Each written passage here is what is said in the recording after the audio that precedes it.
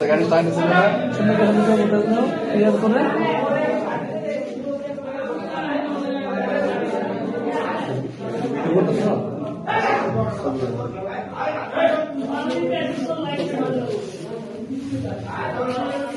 হ্যাঁ আমার তারপরে হচ্ছে আসামিদের এখানে দাঁড় করায়া তাদের দুই তিন বসাই দিবেন আসামিরা বসাইয়া তারপরে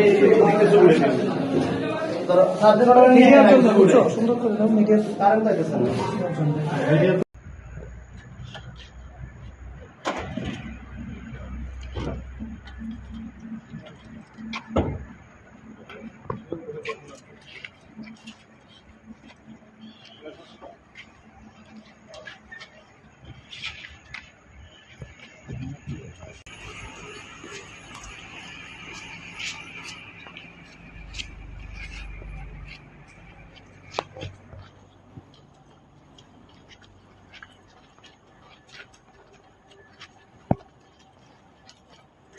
অবশ্যই বাংলাদেশে থেকে তো ইয়াবা আমরা নির্মূল করবই, সাথে সাথে বাংলাদেশে এই ধরনের যে তৈরির যে অপচেষ্টা সেটা আমরা একেবারে ইরাডিকেট করবো, এটুকু আমরা আপনাদের আশ্বস্ত করতে পারি। আর কাঁচামালের বিষয়টা হচ্ছে, কাঁচামাল এগুলো বাংলাদেশেও অ্যাভেলেবল, তারা তাদের ভাষ্যমতে এগুলো বাংলাদেশেও পাওয়া যায়।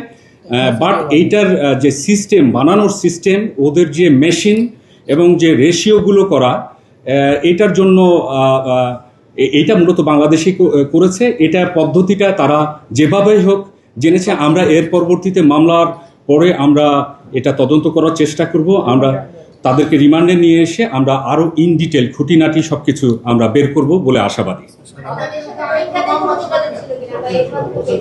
মামলা ছিল, এটা আমি বলেছি, আলমগীরের বিরুদ্ধে 3 থানায় মামলা ছিল। সাম্প্রতিক সময় এই তথ্য আমরা এই মুহূর্তে এত শর্ট সময় বের করতে পারিনি, তবে তাদের মামলা জামিনে রয়েছে, এইটুকু জেনেছি। একজন বলেন কাইন্ডলি। হ্যাঁ, এখন পর্যন্ত আমি তথ্য পাওয়া যায় না স্যার।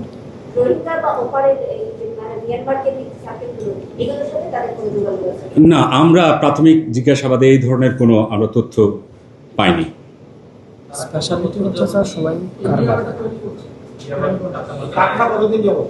ও তাদের ভাষ্য অনুযায়ী তারা তো প্রথমেই বলে যে আমরা কেবল শুরু করেছি, এর মধ্যে কয়েকটা চালান হয়েছে, এই ধরনের প্রাথমিক। তবে তারা সর্বোচ্চ বলেছে যে সর্বোচ্চ তাদের কথা হিসেবে 2 বছর অ্যারাউন্ড।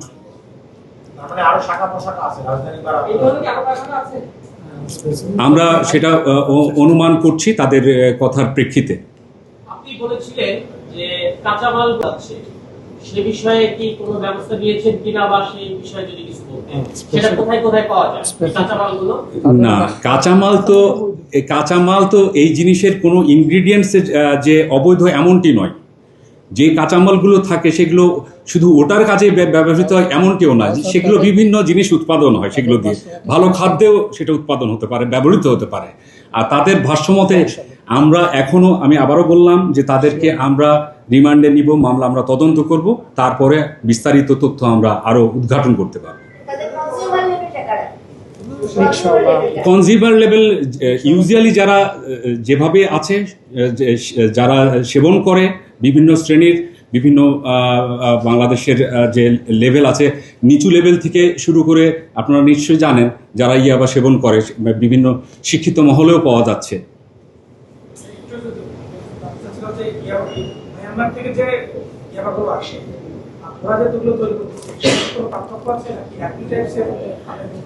এটা আমরা যেটা দেখেছি একেবারেই একই,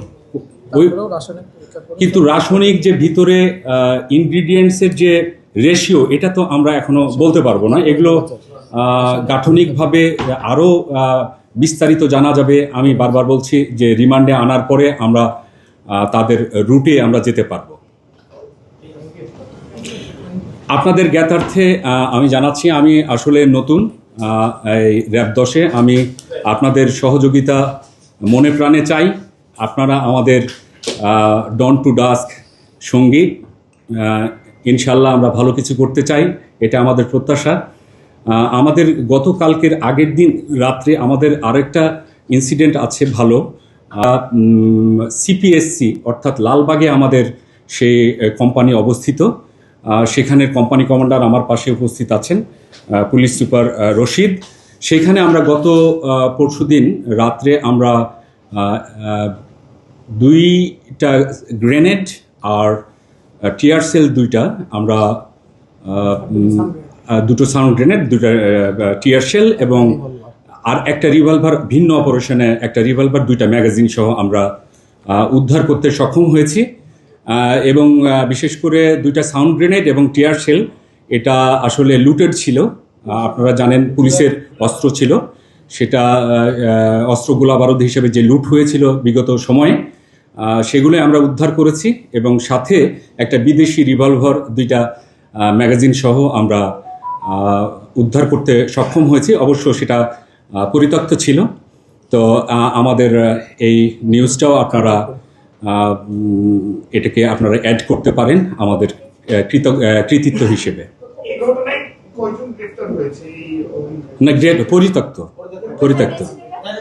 এটা হচ্ছে ডেমরাতে পাওয়া গেছে হচ্ছে আপনার 4টি গ্রেনেড এবং টিয়ার শেল, আর কদমতলি থেকে পাওয়া গেছে হচ্ছে রিভলভার ম্যাগাজিন সহ।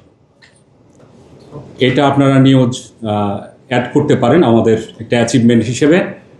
আপনাদেরকে আবারও আমার আত্মিক কৃতজ্ঞতা, শ্রদ্ধা এবং কষ্ট করে আসার জন্য ধন্যবাদ জানাচ্ছি। ভালো থাকবেন। আসসালামু আলাইকুম।